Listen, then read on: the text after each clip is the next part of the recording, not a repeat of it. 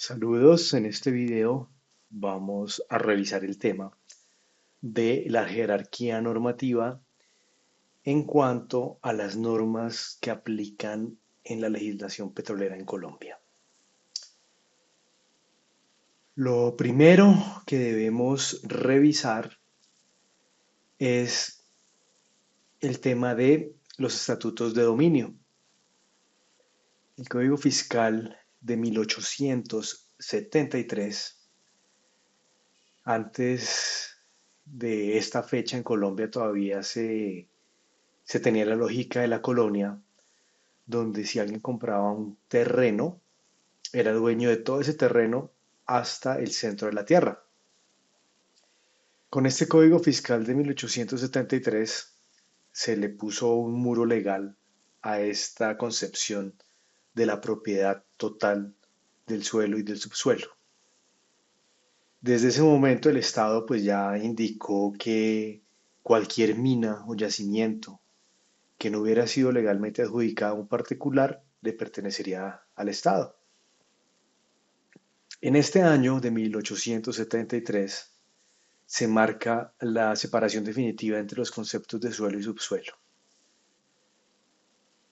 Si alguien posee un título de tierras anterior a 1873, probablemente el petróleo o los recursos minerales que se encuentran en el subsuelo serán de su propiedad. Y contrario censu, si el título es después de 1873, es totalmente seguro que el propietario solamente va a hacerlo de lo que esté en el suelo y no en el subsuelo. La ley 20 de 1969 es considerada la norma más importante en la historia petrolera en Colombia. Fue el resultado de el Estado en esa función de otorgar los permisos para la explotación de yacimiento basado en títulos antiguos.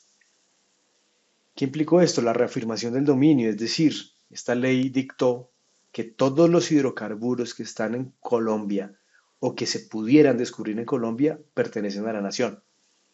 Y también introdujo el concepto de descubrimiento, que es una trampa técnica que se le pone al privado, al particular, ya que dijo que para que alguien pudiera reclamar la propiedad privada del subsuelo, debía probar que ya había descubierto y explotado ese recurso de materia técnica antes de 1969 o bajo leyes muy específicas.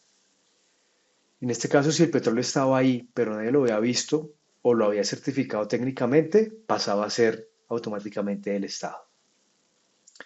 La Ley 20 de 1969 convirtió el petróleo en un activo estratégico para el país, ya que eliminó esas dudas que quedaban sobre los contratos de asociación y las antiguas adjudicaciones anteriores a la ley de 1873, al Código Fiscal.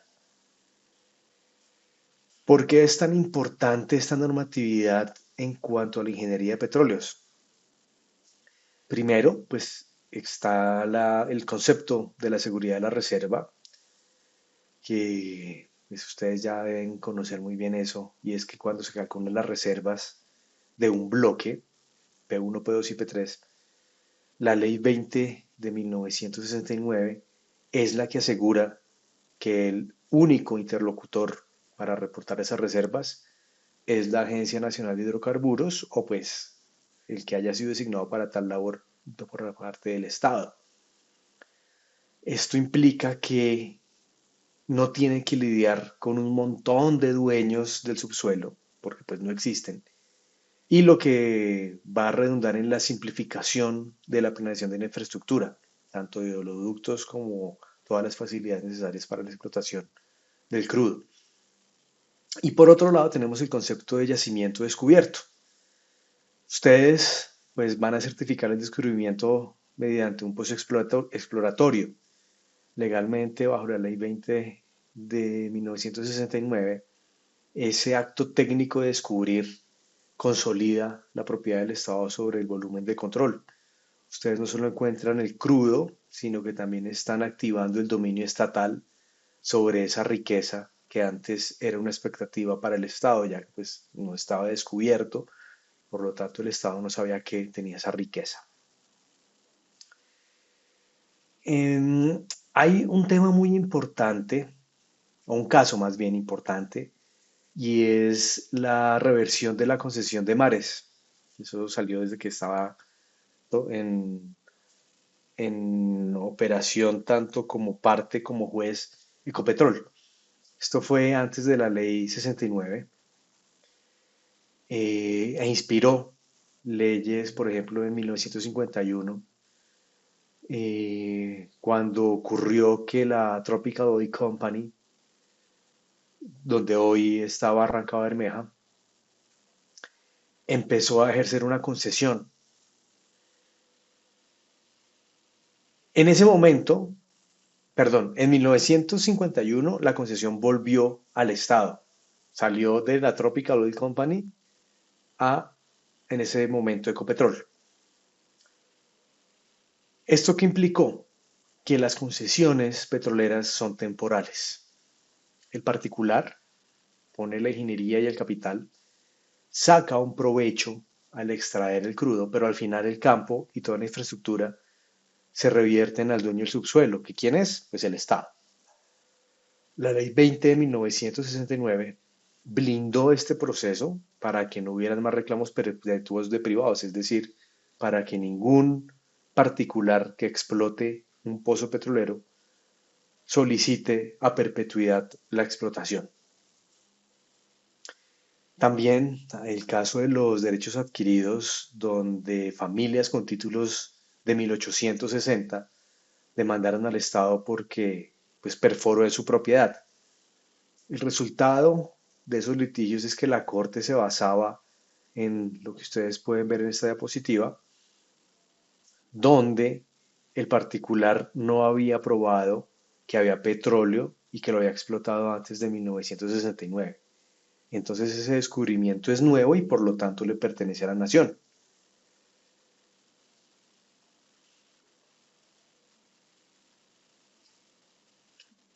Acá ustedes pueden encontrar todo lo que un ingeniero de petróleos en Colombia debe conocer para no perderse en toda la normatividad legal que aplica al tema. Claramente la Constitución es el marco general, pero estos códigos son el manual de instrucciones donde está el detalle y donde está la reglamentación de la propiedad. Primero tenemos el Código de Petróleos, que es el decreto ley 1056 de 1953, que a pesar de tener más de 70 años, sigue siendo la piedra angular de, del tema de petróleos. ¿Qué regula para ustedes como ingenieros? Regula la cadena de valor porque define lo que es la exploración, lo que es la explotación, lo que es el transporte, que ustedes saben que puede ser por oleoductos o gasoductos, y lo que es refinación.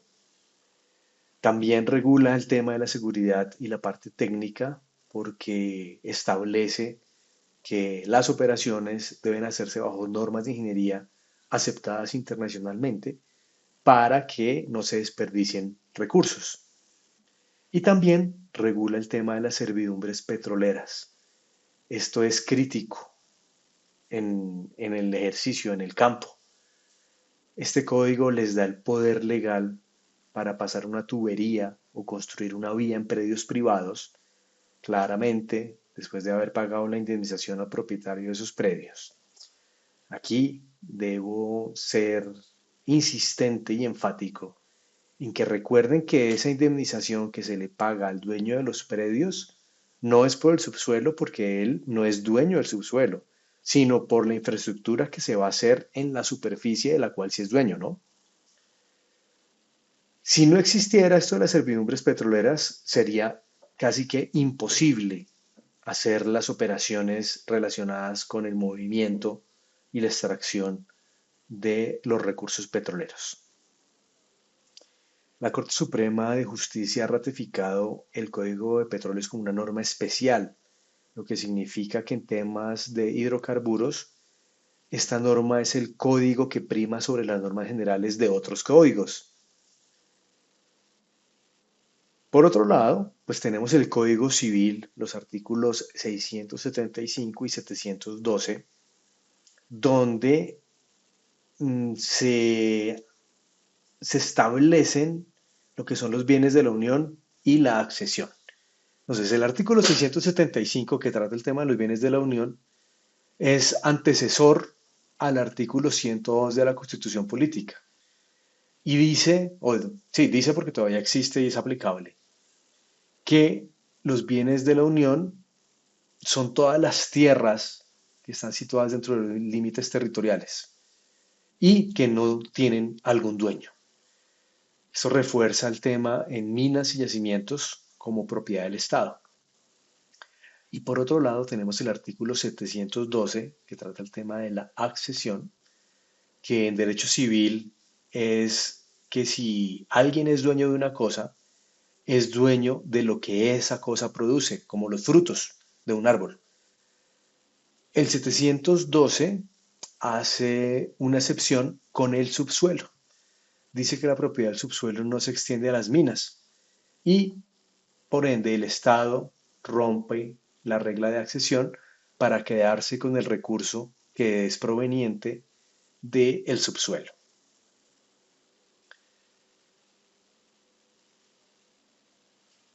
¿Qué pasa si alguien encuentra un recurso, en este caso petrolero, de manera accidental? Por ejemplo, un campesino está cavando un pozo de agua y se encuentra crudo por afloramiento. En este caso, el campesino invoca el Código Civil alegando que es fruto de su tierra. Pero como ya vimos, el artículo 675 y el Código de Petróleos se empiezan a ver en acción, porque ese hallazgo se debe reportar ante la Agencia Nacional de Hidrocarburos y pues, el campesino no puede vender ese crudo porque nunca fue suyo. Ese derecho de accesión no aplica porque es un hidrocarburo y como ya vimos, proviene del subsuelo que es propiedad del Estado. En esta diapositiva vemos cuando se maduró el modelo petrolero para meter a Colombia en la competitividad a nivel global en el tema de petróleos. El decreto 1760 de 2003 es el nacimiento de esas reglas de juego de petróleo modernas en Colombia. Lo primero que debemos tener en cuenta es que pasamos a un modelo especializado.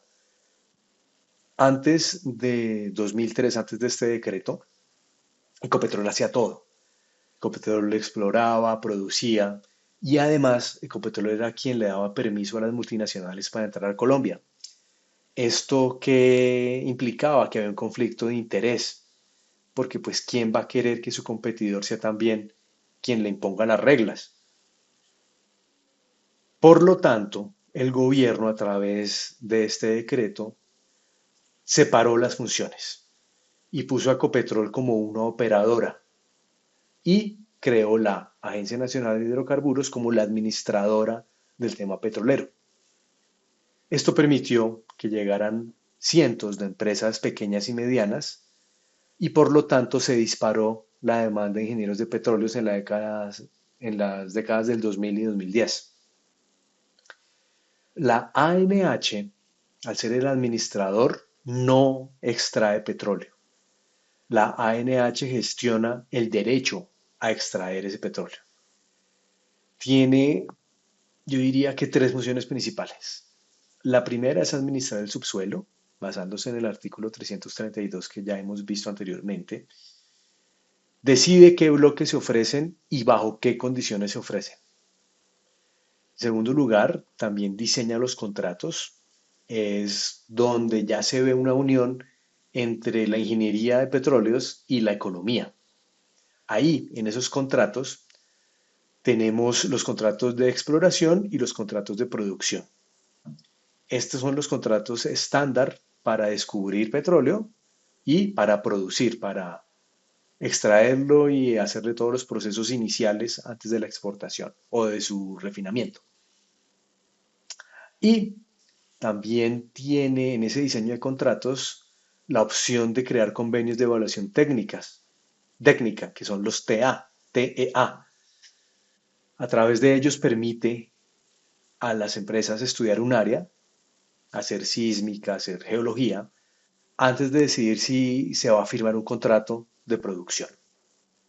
Y la tercera función que tiene la Agencia Nacional de Hidrocarburos es gestionar la información, ya que tiene un banco de información petrolera, BIP en sus siglas, donde están todos los registros y donde se muestra el tema de sísmica para resultantes más bien de un análisis de un pozo.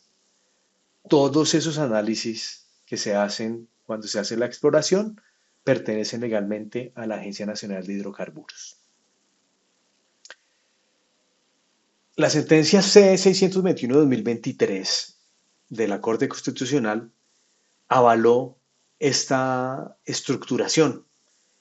En esa sentencia, la Corte explicó que el Estado tiene la potestad de organizar la administración de sus bienes. Acuérdense del artículo 102 que vimos en la presentación de los principios constitucionales. Al crear la Agencia Nacional de Hidrocarburos, el Estado organizó que el subsuelo se administrara con criterios técnicos y no solamente políticos o económicos. Y por otro lado, esa misma sentencia C-621-2023 dio una seguridad jurídica al inversionista, ya que éste, al firmar con una agencia estatal como lo es la ANH, es mucho más seguro que firmar con una empresa competidora como ocurría antes cuando tenía que firmar contratos con Ecopetrol, que era su competencia directa.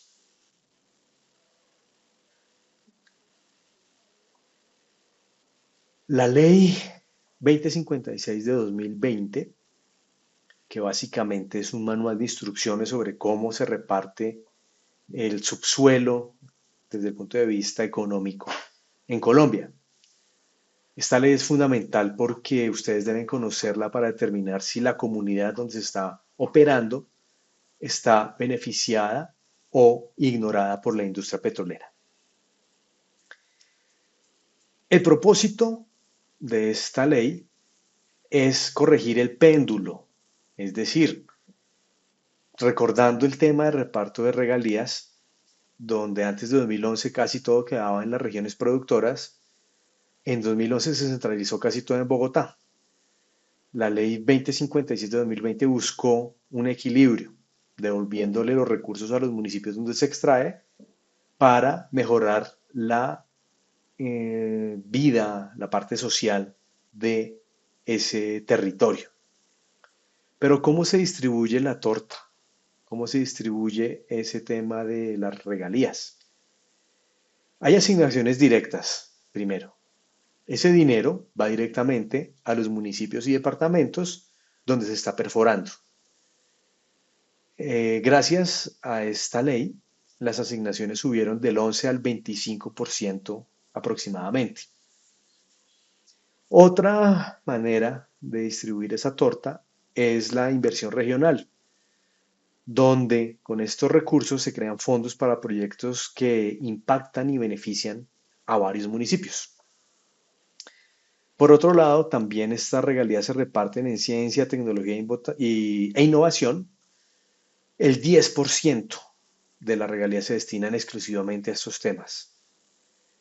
Mucha de la infraestructura de los laboratorios de las universidades públicas, de las becas de investigación en temas petroleros, provienen de este Fondo de Ciencia, Tecnología e Innovación. Y el último rubro donde se reparten las regalías es el ambiente y el desarrollo sostenible. Gracias a la ley 2056 de 2020, se empezaron a destinar recursos específicos para la protección de áreas ambientales y a la lucha contra la deforestación. La doctrina señala que esta ley fortalece la autonomía territorial al permitir que los alcaldes y gobernadores tengan más votos en el gasto. Y pues el Estado así reconoce que quien vive sobre el yacimiento debe ver beneficios en forma mucho más rápida. Al respecto tenemos la sentencia C068 de 2020 que revisa el origen de esta ley y donde la Corte Constitucional enfatizó en que aunque la nación es dueña del subsuelo, como dice el artículo 332, la finalidad social de las regalías es compensar a las regiones por el impacto de la explotación. La Corte fue muy clara y le dijo al Congreso que tiene un margen para decir los porcentajes siempre y cuando no deje a las regiones productoras sin recursos para mitigar esos impactos sociales y ambientales. ¿Y por qué vemos esto que a él le interesa a un ingeniero de petróleos? Lo primero es esa licencia social, porque al tener un mejor plan complementario de pozos, si el municipio no ha recibido sus asignaciones directas para arreglar, por ejemplo, la escuela o el hospital, lo más probable es que les bloqueen la entrada al campo. A través de esta ley, esta ley es como una herramienta que sirve para esa relación entre las comunidades y la operación técnica del pozo. Y bajo este régimen, las empresas que operan pueden ejecutar directamente proyectos de inversión en las regiones. En lugar de pagarle el dinero al Estado únicamente, puede o permite más bien que esos particulares, esas compañías, supervisen y realicen obras civiles que la comunidad necesita o que le sirven a la comunidad, generando un impacto positivo y mejorando pues, la imagen de la empresa que está explotando el recurso.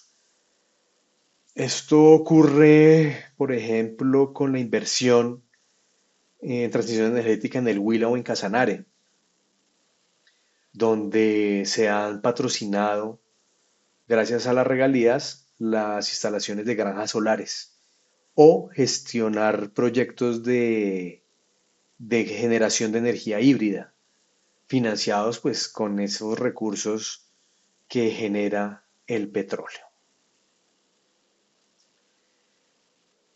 Recordemos que la propiedad del subsuelo del Estado es absoluta, pero esto no implica que no pueda ser explotado el subsuelo. Lo que implica es que debe ser coordinado con el Estado. Aquí vemos un breve recuento de las principales normas aplicables a los principales temas en materia petrolera. Pueden ponerle pausa al video y los invito y las invito a que analicen esa normatividad. En esta diapositiva se entiende la economía de un proyecto vinculado a la ley, o sea, en relación con la ley. Aquí se ve una representación del flujo de rentas, de regalías, a lo largo de la vida de un yacimiento, bajo las reglas de la ley 2056 de 2020. Primero tenemos la fase de exploración, que pues es como el valle de inversión. Hacia el lado izquierdo vemos que el flujo es casi cero, es muy bajo. Aquí es donde se está haciendo el tema de análisis sísmico, perforación de pozos exploratorios, donde no hay producción, por lo tanto no hay causación de regalías, no se ha sacado un solo barril de petróleo.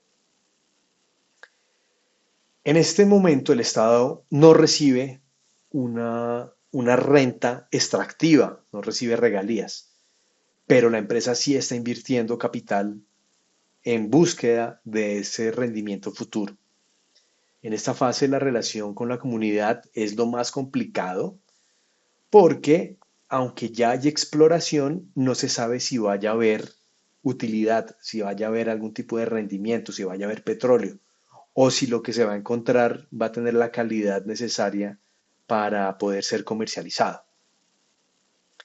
Ya después de la fase de exploración vemos un ascenso que es el desarrollo y la primera producción. Aquí en esta primera cresta de montaña. Ahí cuando la curva empieza a subir es porque el pozo exploratorio sí fue exitoso y el campo fue declarado como comercial, como viable comercialmente. Después de perforar los pozos de desarrollo, ya se construye la infraestructura, que son las facilidades de superficie. Ustedes conocen muy bien eso. A medida que sale el primer barril por la línea de flujo, empieza a correr como un taxímetro de regalías. La ley 2056 empieza entonces a irrigar esa riqueza de regalías a los municipios. Y ahí es el mayor momento de presión social, pues la comunidad ya está viendo que hay torres de perforación y pues está esperando que ese dinero se vea reflejado en sus vidas, en su cotidianidad. Ya en la fase de producción máxima, el peak oil del campo es el punto más alto de la gráfica, la segunda montaña, el segundo tope de montaña. Es donde se ha estabilizado el flujo y el campo está en su meseta de producción. Ahí es cuando más dinero entra al sistema de regalías porque es cuando más se está produciendo. La distribución de esas regalías, según la ley 2056 de 2020, está en su pico y ahí empiezan a aplicarse los porcentajes que la misma ley establece porque ya está en la máxima capacidad de producción el pozo, donde el 25% son las asignaciones directas, como ya vimos, el 10% va para ciencia y tecnología, como ya vimos, y el resto se ahorra o se distribuye entre los municipios que no producen. Recuerden que la regalía es más para todo el país. Pues el resto de regalías. Ya después de esta etapa viene la de fluctuaciones y la de declinación, ya la parte derecha de la curva, donde no se ve que es recta, tiene varios picos. Esto refleja la realidad de la ingeniería y el mercado, donde hay variabilidad de los precios, porque las regalías en Colombia se calculan sobre el valor en boca de pozo. Si el precio del barril Brent cae, la renta cae, aunque la producción sea constante. Hay una declinación natural porque a medida que la presión del reservorio va bajando, que se llama declinación, el volumen de crudo disminuye. Por lo tanto, pues es menos lo que se produce y menos las regalías que se generan. Y hay un recobro mejorado, el EOR. Esos pequeños repuntes que se ven al final suelen representar proyectos de inyección de agua, de polímeros o de vapor. Desde el punto de vista legal, la ley 2056 incentiva que los ingenieros alarguen esa curva porque mientras haya producción, pues va a haber mayor regalía, mayor cantidad de regalía y por lo tanto mayor inversión en las regiones. Esta gráfica, en resumen, explica esa correlación directa entre la ingeniería del pozo y el bienestar social. A mayor éxito técnico en cuanto a ingeniería, más alta es la curva y más recursos va a haber para el sistema general de regalías. Al haber sostenibilidad, que es el reto que tienen los ingenieros actualmente, que es hacer esa pendiente de caída lo más suave posible, implica que los ingresos para las regiones no se van a cortar de un momento a otro. Y al final el cierre, cuando la curva ya llega a cero, cuando ya se abandona el campo, legalmente el artículo 80 obliga a que parte de las rentas generadas en el pico se hayan utilizado para la restauración ambiental de la zona donde se generó esa explotación. En conclusión, esta lógica de distribución demuestra que las regalías son un recurso que se va a terminar, que es finito y variable. Por eso la ley 2056 de 2020 prioriza el ahorro y la inversión en proyectos que sobrevivan al agotamiento del yacimiento. Ya para terminar, aquí vemos un poco las obligaciones que tienen los ingenieros. En primer lugar, pues el cumplimiento del decreto 1073 de 2015, que veremos más adelante, donde se establece que deben asegurar que cada fase operativa cumpla con la reglamentación del sector petróleos. El respeto a los derechos adquiridos cuando hay títulos previos a la ley de 1873, que como ya vimos es poco probable que existan. Una coordinación territorial integrando tanto las labores del municipio en cuanto a la vigilancia y la exigencia de las regalías, como el uso del suelo para los planes de perforación. y pues la regulación, la gestión que adelanta la Agencia Nacional de Hidrocarburos a través de los reportes técnicos y los cumplimientos de los contratos de exploración petrolera bajo la normativa del año 2023.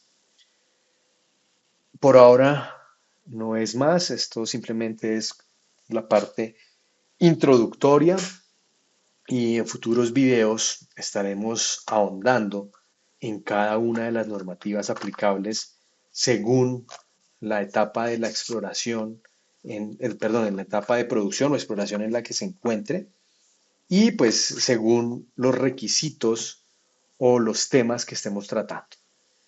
Espero que hayan aprendido algo con este video y nos veremos en próximas oportunidades.